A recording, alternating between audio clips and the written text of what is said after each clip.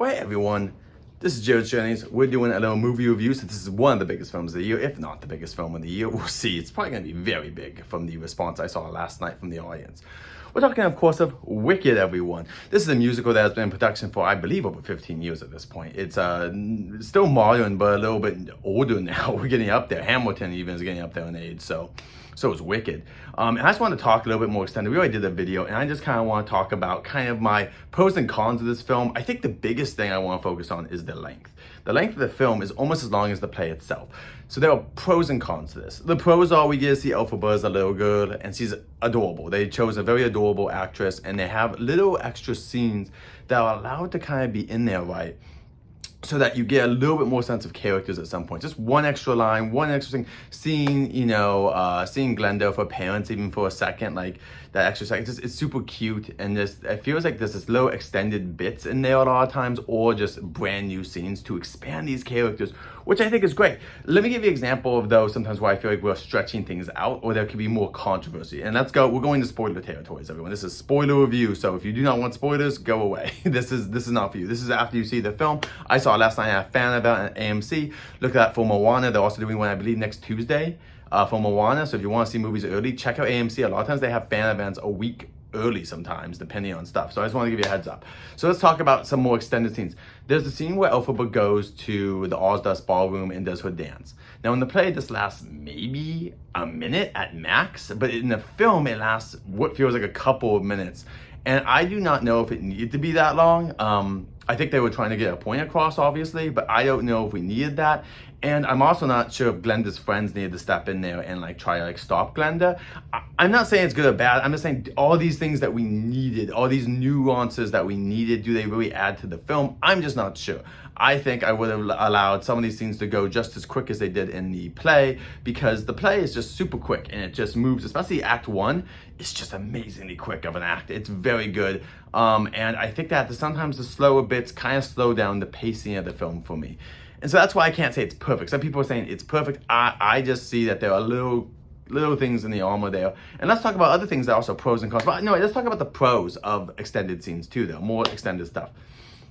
Just little extra glances and looks at like Nessa and Bach, her boyfriend at this point, or like friend at this point. And it's just nice little things. And even at the end when she's kind of looking at him jealously because of Glinda, doing her niceties. And I like that they can add little things like that, because you can't do that in the play. You can give looks, but this is much more direct where the audience can see how characters are feeling, and I like stuff like this. I also just like seeing when we have Elphaba singing about how she's not that good. She's like, oh, I can't be a Fiero, basically. I like showing the 4 other cast members kind of hanging out and being friendly with each other. I enjoy stuff like that. I'm like, cool, that expands it in a good way, and it's actually not adding anything because it's doing a musical act. And that's what I want to say is that almost at times the music of this is so good, like the way they do the musical acts, it's almost a punishment when we're not there. Normally it's just so quick, the dialogue stuff, but because they've added more, it's like, okay, get to the next musical number if you like the music, because you're like, I want to see what you're going to do next. And every set piece was awesome. I mean, they obviously have Popular in there, which is a very Pink song in this, where they just have it.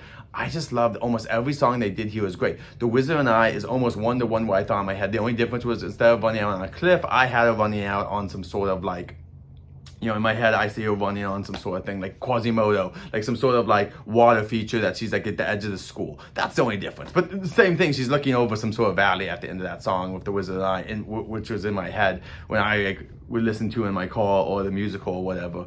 And so I think they did just a great job of all the musical set pieces. I want to say that Dancing Through Life, oh my gosh, the beginning of that where they have the bookcase that can like twirl it and everything.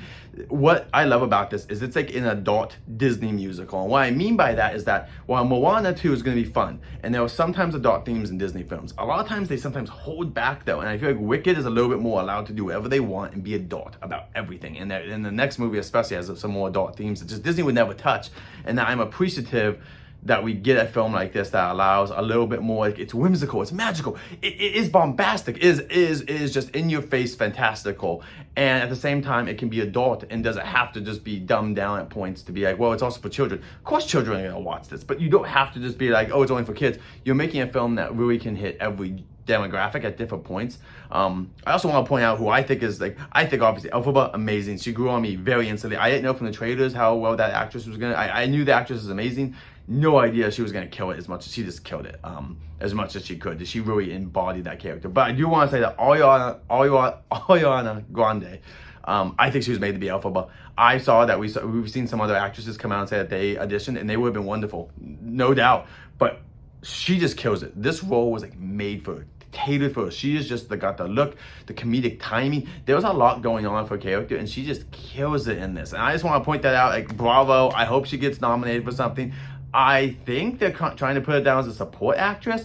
I think she's basically a co-star. I don't know how you could argue she's not a co-star. She's in that film just as much as Elphaba. Glenda and Elphaba in that film basically the same amount of time, because especially if you remember in the beginning of the film, Elphaba's not even in there for a little bit. It's Glenda telling the stuff. So it's pretty split screen time. I think both of them absolutely kill it. And Defying Gravity is another one I won't point out. It's an amazing set piece. It's amazing. There's extra action there that we didn't have in the play, which I think is both good. But once again, the pacing of it is a unique thing of in the musical, there's only a few little pauses, and here there's long pauses of minutes before we get back to the song Defying Gravity. And I think that's a choice, and that once again, I'm not gonna say it's good or bad. I think that's up to obviously the viewer to decide. For me, it's gonna be depend on my mood. Sometimes I'm gonna make that's cool. Sometimes I'm gonna be man, just get back to the music and get back to singing this amazing song. But I think it's really well done. I think most things are well done. I think all the characters are good. I want to say that Michelle Yeoh, who plays the character in this, along with, of course, Jeffrey Goldblum, they're amazing. These characters, these are amazing actors that play the wizard and the teacher, and they're amazing. The issue is that I don't think that their singing chops is up to the musical. So once again, I'm not saying they're bad, but I'm just saying if you could get a professional trained singer who is just, that's their life and they do it, I feel like I've just heard better renditions of some of these things. But that's not a big complaint, because once again, we basically have the best Wizard of Oz we've ever had. He has everything. His eye, everything about him just works as the wizard. He's playful, he's got this fatherly thing, but he also can be a little bit not creepy as much, but there's he's desperate to keep power, or at least the illusion of power. And I really like just all of it. And the set piece of all this, I mean, the way they have the wizard and it's entangled and all this stuff, it's wonderful. Very all the sets were just amazing. The Oz Does Ballroom was absolutely better than anything I could have imagined for that. They killed all these locations. I want to say are just amazing. And I think that the set pieces, all the designs, all the colors they chose, it was just amazing. And the costumes and all the actors were great once again. I think there's only a few small chipaways. But yeah, that's my main kind of review of it, which is I really enjoyed it. I think Wild Robot still might be my favorite film of the year.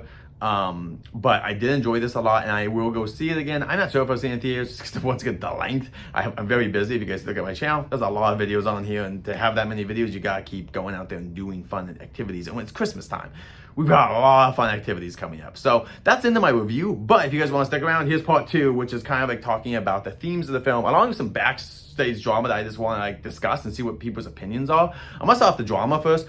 Ariana Grande dated the actor in here who played Bach, and I just find that very interesting. I wonder, someone can comment on this. I think there's 2 levels I think it's interesting on. One, her character in the movie and obviously the play and all that has no interest in him. So is there a psychological reason that she's into him because of that? Oh, the play's telling me he's not that attractive. I should be into Fiyero, but I'm actually into this guy. Is there a psychological thing there? I'm just asking because I just noticed that. What a weird thing to I'm not saying she should have dated the Fiyero actor. I'm just saying that it's a unique thing. And secondly, she plays Glenda perfectly, and she understands this character. And then the next part of this film is about Glenda's kind of descent into when she's in her most wicked stage, which is when she feels heartbroken because Fiyero is not returning her affection. And I find it insane that you can understand that character, and she's gonna sing Thank Goodness, where there's some really good stuff about that, talking about her dreams and talking about love and all this. And it's just interesting to me that you're gonna understand. She understands that. She understands that heartbreak, and that you would be a part of a situation where a man is gonna leave his child and wife to be with you. I want to point that out. I would love a psychiatrist to go through those 2 things and tell me what they think about that. Is there anything connecting anything, or am I just connecting dots that shouldn't be there? But I just find that super interesting. Once again, she's amazing in this. Even if you don't agree with her personal actions, which I personally do not agree with. And last thing I want to talk about is Elphaba as a character.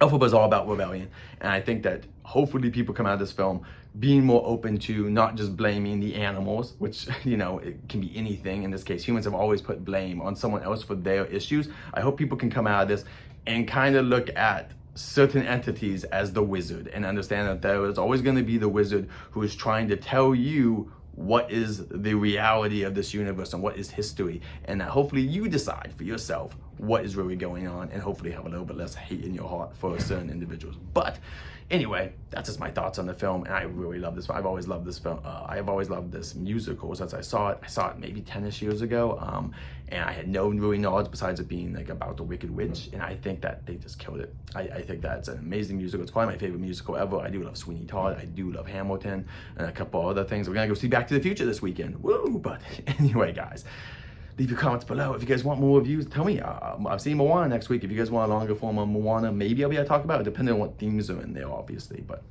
if you guys like more movie reviews, leave a comment below. If not, just watch me for my live streams and other content. Until next time, safe journeys.